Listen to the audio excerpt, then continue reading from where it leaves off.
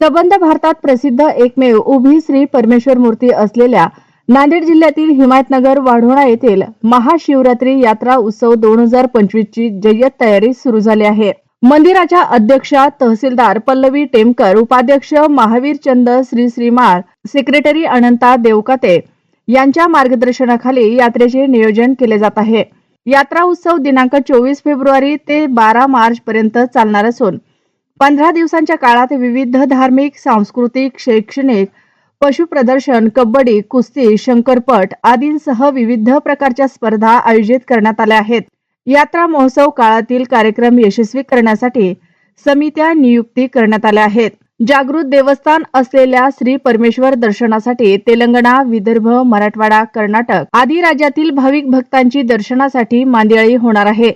यंदाचा धार्मिक यात्रा उत्सव आनंदात व भक्तिमय वातावरणात संपन्न होणार असून मंदिराची रंगरंगोटी अंतिम टप्प्यात आली आहे। मूर्तीच्या सौंदर्यात भर पडण्यासाठी श्री परमेश्वर मूर्तीच्या कमानीला चांदीची झालर चढवण्यात आल्याने मूर्तीचे आकर्षण वाढले आहे।